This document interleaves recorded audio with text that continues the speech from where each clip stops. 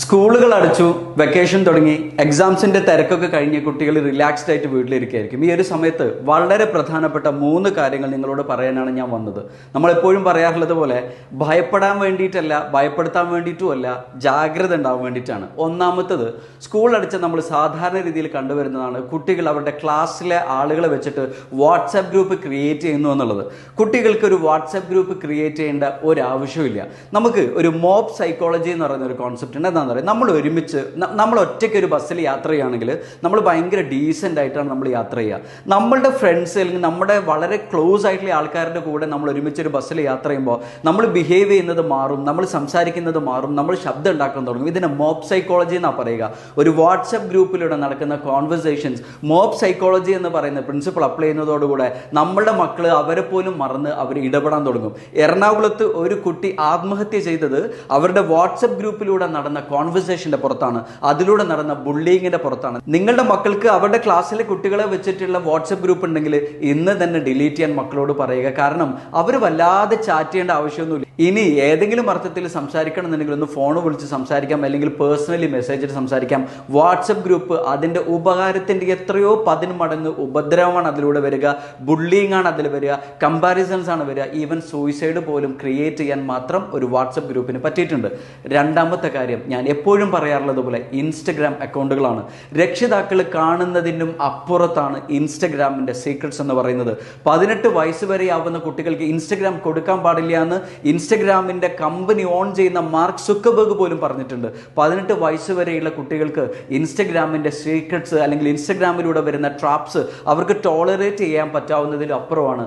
12 വയസ്സുള്ള ഒരു ചെറിയ കുട്ടി MDMA പോലത്തെ മാരകമായ ലഹരി പദാർത്ഥം ഉപയോഗിച്ചത് ഇൻസ്റ്റഗ്രാമിലൂടെ വന്ന കണക്ഷന്റെ പേരിലാണ്. 10 വയസ്സുള്ള സഹോദരിക്ക് MDMA കൊടുക്കുന്നതിലേക്ക് ആ കുട്ടിയെ നയിച്ചത് ഇൻസ്റ്റഗ്രാമിലൂടെ നടന്ന ഒരു കോണ്ടാക്റ്റിന്റെ വഴിയാണ്.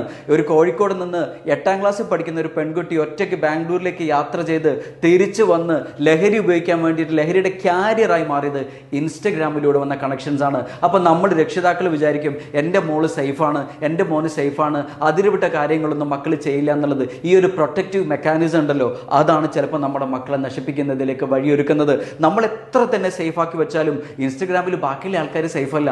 നമ്മൾ എത്ര നല്ല രീതിയിൽ ഡ്രൈവ് ചെയ്താലും എതിരെ വരുന്ന ആളുകൾ പ്രോപ്പറായിട്ട് ഡ്രൈവ് ചെയ്തിട്ടില്ലെങ്കിൽ അവർ ആക്സിഡന്റ് കാരണമാകുമ്പോൾ അതിന് നമ്മളെയും കൂടെ ബാധിക്കുന്ന തരത്തിലേക്ക് മാറുന്നില്ലേ? അപ്പോൾ നമ്മുടെ മക്കൾ എത്ര ശ്രദ്ധിച്ചിട്ടും കാര്യമില്ല. ഇൻസ്റ്റഗ്രാമിന്റെ ലോകം നമ്മൾ വിചാരിക്കും, അവരുടെ കോൺവെർസേഷൻസും ചാറ്റ്സും നമുക്ക് കാണാൻ പോലും പറ്റാത്ത തരത്തിലാണ്, സീക്രട്ട് ആയിട്ട് രീതിയിലാണ് അവരുടെ കോൺവെർസേഷൻസ് നടക്കുന്നത്. സീക്രട്ട് ആയ രീതിയിലാണ് ഡ്രഗ്സിന്റെ ഡീല് നടക്കുന്നത്, പ്രണയത്തിന്റെ പേരിലുള്ള ഇടപെടലുകൾ നടക്കുന്നത് സീക്രട്ട് ആയിട്ടുള്ള രീതിയിലാണ്. ഇപ്പോൾ ഈ അടുത്ത് പരപ്പനങ്ങാടിയിൽ നിന്ന് ഒരു ആൺകുട്ടി ഇൻസ്റ്റഗ്രാമിലൂടെ വന്ന കോൺവെർസേഷന്റെ പ്രകാരം ഒരാളുടെ പ്രണയത്തിലാവുകയും ചാടിപ്പോവുകയും ചെയ്തപ്പോഴാണ് മനസ്സിലാവുന്നത് ഈ ആൺകുട്ടിക്ക് 15 വയസ്സും പ്രണയിച്ച് നടന്നിരുന്ന പെൺകുട്ടിക്ക് 35 വയസ്സും. ഇതുപോലത്തെ നമ്മളുടെ മനസ്സിന് ഊഹിക്കാൻ പറ്റാത്ത തരത്തിലുള്ള കണക്ഷൻ ബിൽഡ് ചെയ്യുന്നതിലേക്ക് ഇൻസ്റ്റഗ്രാം അക്കൗണ്ട് വഴി കാരണമാവുന്നുണ്ട്. നമ്മുടെ മക്കൾക്ക് ഇൻസ്റ്റഗ്രാം അക്കൗണ്ട് ഉണ്ടെങ്കിൽ ഇന്ന് തന്നെ അത് ഡിലീറ്റ് ചെയ്തിട്ടില്ലെങ്കിൽ പിന്നീട് നമ്മൾ ഖേദിച്ചിട്ടും കരഞ്ഞിട്ടും നിലവിളിച്ചിട്ടും കാര്യം ഉണ്ടാവില്ല. മൂന്നാമത്തത് വളരെ പ്രധാനപ്പെട്ട കാര്യം, നമ്മുടെ മക്കൾ ഗെയിംസിൽ ഇൻവോൾവ് ചെയ്യുന്നതാണ്. ഗെയിംസ്, കാർട്ടൂൺസ്, സീരീസ് എന്നൊക്കെ പറഞ്ഞിട്ട് സ്ക്വിഡ് ഗെയിം പോലത്തെ സീരീസ്, റോബ്ലോക്സ് പോലത്തെ ഗെയിംസ്, പെപ്പാ പിഗ്സ് പോലത്തെ ചെറിയ കുട്ടികളുടെ കാർട്ടൂൺസ് അവർ കാണുന്നുണ്ടെങ്കിൽ നിങ്ങൾ ദയവ് ചെയ്ത് അവരെ സ്റ്റോപ്പ് ചെയ്യിപ്പിക്കുക. കാരണം എന്താണെന്നറിയോ? റോബ്ലോക്സ്, സ്ക്വിഡ് ഗെയിം, പെപ്പാ പിഗ് പോലത്തെ ഒരുപാട് കാർട്ടൂൺസ് അഡിക്ഷൻ ക്രിയേറ്റ് ചെയ്യാൻ കാരണമാകുന്നതെന്ന് ഒരുപാട് പഠനങ്ങൾ സയന്റിഫിക്കലി പ്രൂവ് ചെയ്തിട്ടുണ്ട്. മാത്രമല്ല നമ്മുടെ കുട്ടികൾക്ക് പോൺ ഇൻഡസ്ട്രീനോട്, സെക്ഷുവൽ കണ്ടന്റിനോട് ഇഷ്ടം കൂടുന്നത് റോബ്ലോക്സ് കാരണമാവുന്നുണ്ട്. അല്ലെങ്കിൽ അവരുടെ സ്ക്വിഡ് ഗെയിം പോലത്തെ ഗെയിംസ് സെക്ഷുവൽ കണ്ടന്റും വയലന്റ് ആയിട്ടുള്ള കണ്ടന്റും. നിങ്ങൾ അറിയില്ല, ഈ അടുത്ത് സ്കൂൾ കുട്ടികൾ തമ്മിൽ തല്ലുക, പരസ്പരം പോരാടുക, പരസ്പരം ഇങ്ങനെ ഭയങ്കരമായ രീതിയിൽ ആക്രമിക്കുക, സ്വന്തം രക്ഷിതാക്കളെ പോലും ആക്രമിക്കുന്ന തരത്തിലേക്ക് വരുന്നത് അവർ കാണുന്ന കാർട്ടൂണുകൾക്കും അവർ കളിക്കുന്ന ഗെയിംസിനും വലിയ റോളുണ്ട്. ഇപ്പോൾ ഫ്രീ ഫയർ പോലത്തെ ഗെയിം, അതിൻ്റെ ഗെയിം തന്നെ എന്താണ്? എത്ര ആൾക്കാരെ കൊന്നു എന്നുള്ളതാണ് ആ ഗെയിമിൻ്റെ വിജയം നിർണ്ണയിക്കുന്നത്. കൊല്ലുക എന്നുള്ളത് നിരന്തരം അവർ ചെയ്തുകൊണ്ടിരിക്കുമ്പോൾ നമ്മുടെ ബ്രെയിൻ റിയാലിറ്റി ഇമാജിനേഷൻ തമ്മിൽ തിരിച്ചറിയാൻ കപ്പാസിറ്റി ഉണ്ടാവില്ല. നമ്മൾ ഇമാജിനേഷൻ ഗെയിമിലാണ് കൊല്ലുന്നതെന്ന് പോലും നമ്മുടെ ബ്രെയിനിന് തിരിച്ചറിയാൻ പറ്റില്ല.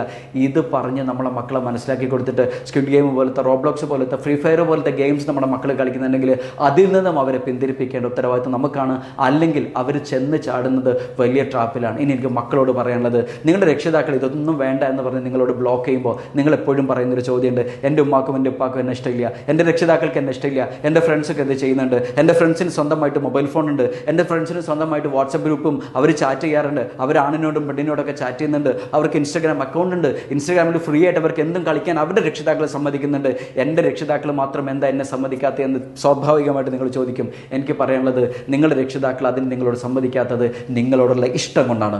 ഈ ലോകത്ത് വേറെ ആരെക്കാളും നിങ്ങൾ ഇഷ്ടപ്പെടുന്നത് സ്വന്തം രക്ഷിതാക്കളാണ്. എനിക്ക് എഴുതി തരാൻ പറ്റും, ആത്മാർത്ഥമായിട്ട് ഇഷ്ടപ്പെടാൻ പറ്റാവുന്ന ആരെങ്കിലും ലോകത്തുണ്ടെങ്കിൽ സ്വന്തം ഉമ്മയും ഉപ്പയാണ്. നിങ്ങളുടെ ഫ്രണ്ട്സിനൊക്കെ താൽക്കാലികം ഇന്ന് കഴിഞ്ഞ ക്ലാസ്സിൽ കണ്ട ഫ്രണ്ട്സ് ആയിരിക്കുമല്ലോ നിങ്ങൾക്ക് ഇനി വരാൻ പോകുന്ന കാലത്തുള്ള ഫ്രണ്ട്സ്. അല്ലെങ്കിൽ നിങ്ങൾ സ്കൂൾ മാറി വേറെ സ്കൂളുകളിലേക്ക് പോകുമ്പോൾ അവിടെ വരുന്ന ഫ്രണ്ട്സ് വേറെ ആയിരിക്കും. ഫ്രണ്ട്സിനൊക്കെ നൈമിഷികമായ രീതിയിൽ അല്ലെങ്കിൽ കുറഞ്ഞ കാലത്തേക്ക് നമ്മളെ സന്തോഷിപ്പിക്കാനും വൈബടിക്കാനും നമ്മളിങ്ങനെ ഒരു ഒരു ഒരു രസകരമായിട്ട് നമ്മളെ കൊണ്ടുപോകാനേ പറ്റുള്ളൂ. പക്ഷേ നമ്മുടെ ഉള്ളറിഞ്ഞ്, നമ്മുടെ നന്മയറിഞ്ഞ്, നമ്മുടെ ഫ്യൂച്ചർ മുന്നിൽ കണ്ടുകൊണ്ട് നമുക്ക് എന്നും സന്തോഷം കിട്ടണമെന്ന് കരുതി നമ്മളെ സ്നേഹിക്കുന്ന രക്ഷിതാക്കൾ ചിലപ്പോൾ നിങ്ങളോട് റെസ്ട്രിക്ഷൻസ് വരുത്തുന്നത് അത് ഇഷ്ടം കൊണ്ടാണ്, ഇഷ്ടക്കേടുകൊണ്ടല്ല. നമുക്ക് സ്പീഡിൽ ഡ്രൈവ് ചെയ്ത് പോകാൻ ഭയങ്കര ഇഷ്ടമല്ലേ, പക്ഷേ ഇടയ്ക്ക് നമുക്കൊരു സിഗ്നൽ വരുമ്പോൾ നമുക്ക് ബുദ്ധിമുട്ടായി തോന്നാറുണ്ട്. എന്തിനാ സിഗ്നൽ? സ്പീഡ് കൂടി അപകടങ്ങൾ ഉണ്ടാവാതിരിക്കാൻ വേണ്ടിയിട്ടാണ്, അല്ലെങ്കിൽ നിയമ സംവിധാനത്തിന് നമ്മളെ ദ്രോഹിക്കാൻ വേണ്ടിയിട്ടല്ല.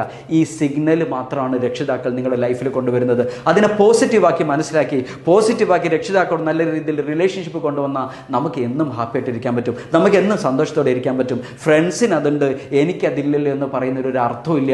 ഫ്രണ്ട്സ് എന്ത് തെറ്റും ചെയ്യുന്നുണ്ടെന്ന് കരുതിയിട്ട് അതിന് കണ്ണടിച്ച് നിങ്ങൾക്ക് സപ്പോർട്ട് ചെയ്ത് തരിക എന്നുള്ള റെസ്പോൺസിബിലിറ്റി അല്ല രക്ഷിതാക്കൾക്കുള്ളത്. ഇനി ഇതൊക്കെ മനസ്സിലാക്കിയിട്ടും എൻ്റെ കുട്ടി സേഫാണ്, ഇതൊന്നും ചെയ്യില്ല എന്ന് കരുതിയിട്ട് നിങ്ങൾ സ്വന്തമായിട്ട് മൊബൈൽ ഫോൺ ചെറിയ കുട്ടികൾക്ക് കൊടുക്കുകയാണെങ്കിൽ, അവരെന്തും കളിച്ചോട്ടെ എന്ന് നിങ്ങൾ കയറൂരി വിടുകയാണെങ്കിൽ, അവർക്ക് വേണ്ടതൊക്കെ നിങ്ങൾ വാങ്ങിച്ചു കൊടുത്ത് അവർക്ക് വേണ്ട സംവിധാനങ്ങളൊക്കെ ചെയ്തു കൊടുത്ത് ഒരു കൺട്രോൾ മെക്കാനിസം നിങ്ങൾ അവരുടെ ലൈഫിൽ അപ്ലൈ ചെയ്തില്ലെങ്കിൽ മക്കൾ വഴിവിട്ട് പോയിട്ട്, മക്കൾ വഴിതെറ്റി പോയിട്ട് നിങ്ങളിനി ഖേദിച്ചിട്ട് കാര്യം ഉണ്ടാവില്ല. അതുകൊണ്ട് ഈ 2 മാസം വെക്കേഷനിൽ അവർ ഫോൺ കൂടുതൽ കാണുന്നതിനനുസരിച്ച് നഷ്ടപ്പെടുന്നവരുടെ ബുദ്ധിയാണ്. എത്ര തവണ നമ്മൾ ഫോണിൽ ഉപയോഗിക്കുന്നോ അത്ര കണ്ട് നമ്മുടെ ബുദ്ധി കുറഞ്ഞു വരും, നമുക്ക് ചിന്തിക്കാനുള്ള കപ്പാസിറ്റി കുറഞ്ഞു വരും, ഒരു കാര്യത്തിൽ ശ്രദ്ധിക്കാനുള്ള കപ്പാസിറ്റി കുറഞ്ഞു വരും, നമ്മൾക്ക് കോൺസെൻട്രേഷൻ നഷ്ടപ്പെട്ടു വരും. ഇതുപോലെ നമുക്ക് നമ്മുടെ പഠനത്തിൽ ശ്രദ്ധിക്കാൻ പറ്റാതെ, വായിക്കുന്നതിൽ ശ്രദ്ധിക്കാൻ പറ്റാതെ, ക്ലാസ് റൂമിൽ അടങ്ങിയിരിക്കാൻ പറ്റാത്ത തരത്തിൽ നമുക്ക് ഫിസിക്കലായിട്ടുള്ള മെൻ്റലായിട്ടുള്ള ചേഞ്ചസ് കൊണ്ടുവരാൻ നമ്മുടെ കാർട്ടൂണുകളും നമ്മുടെ ഗെയിംസും നമ്മുടെ മൊബൈൽ ഫോണും നമ്മളെ സഹായിക്കും. അപ്പോൾ അതിനൊന്നും നമ്മൾ നിൽക്കാതെ നമ്മൾ ബുക്കുകൾ വായിച്ച് അല്ലെങ്കിൽ ഇഷ്ടമുള്ള ഫിസിക്കലി എന്തെങ്കിലുമൊക്കെ കാര്യങ്ങളൊക്കെ ചെയ്ത് അത്യാവശ്യം മാത്രം മൊബൈൽ ഫോണൊക്കെ കണ്ട് നമ്മൾ നല്ല രീതിയിൽ വെക്കേഷൻ നമ്മൾ കഴിച്ചു കൂട്ടിയാൽ നമുക്ക് ബ്രൈറ്റ് ആയിട്ടുള്ള സ്റ്റുഡൻസ് ആയിട്ട് മാറാൻ പറ്റും, സ്മാർട്ട് ആയിട്ടുള്ള സ്റ്റുഡൻസ് ആയിട്ട് മാറാൻ പറ്റും, നല്ല പൊസിഷൻസിലേക്ക് നമുക്ക് എത്തിച്ചേരാൻ പറ്റും. പൈലറ്റ്സ്, എഞ്ചിനീയേഴ്സ്, ഡോക്ടേഴ്സ്, ടീച്ചേഴ്സ് എന്ന് പറയുന്ന ഏത് പ്രൊഫഷനാണ് നമ്മൾ ആഗ്രഹിക്കുന്നത് ആ പ്രൊഫഷൻ ആയിരിക്കണം നമ്മുടെ ലഹരി, ആ പ്രൊഫഷൻ ആയിരിക്കണം നമ്മുടെ അഡിക്ഷൻ, നമ്മുടെ സ്വപ്നമായിരിക്കണം നമ്മുടെ ലഹരി. അതുകൊണ്ട് രക്ഷിതാക്കളും വിദ്യാർത്ഥികളും നിങ്ങളുടെ നന്മയ്ക്ക് വേണ്ടിയാണ്, നിങ്ങളുടെ ഭാവിക്ക് വേണ്ടിയാണ്. ഇത് കേൾക്കുന്നില്ലെങ്കിലുള്ള പ്രത്യാഘാതങ്ങളും അനുഭവിക്കാൻ പോകുന്നവർ നിങ്ങളാണ്. ഇത് കേട്ടിട്ട് നിങ്ങൾ നല്ല രീതിയിൽ ഇതിനെ മനസ്സിലാക്കുകയാണെങ്കിൽ അതിൻ്റെ ഗുണം അനുഭവിക്കാൻ പോകുന്നവരും നിങ്ങളാണ്. അപ്പോൾ ഒരു പരിധി വിട്ടുള്ള കളികൾക്ക് നമ്മുടെ മക്കളെ നമ്മൾ സമ്മതിക്കേണ്ട. ഇതിന് അവർക്ക് നമ്മൾ ഇഷ്ടമില്ല എന്നൊക്കെ അവർ പറഞ്ഞാലും അത് നമ്മളങ്ങോട്ട് സഹിക്കുക. നമ്മളെ തന്ത വൈബ്, ഇപ്പം എന്നെയൊക്കെ തന്ത വൈബ് എന്നൊക്കെ പറയും, അല്ലെങ്കിൽ നമുക്ക് നേരം വെളുത്തിട്ടില്ല എന്ന് പറയും, ഇത് ഏത് കാലത്താണ് ജീവിക്കുന്നതെന്നൊക്കെ പറയും. കുഴപ്പമില്ല, എത്ര തന്നെ നിങ്ങൾ പറഞ്ഞാലും അത് പൂമാലയായിട്ട് സ്വീകരിക്കാൻ ഞാൻ ഒരുക്കമാണ്.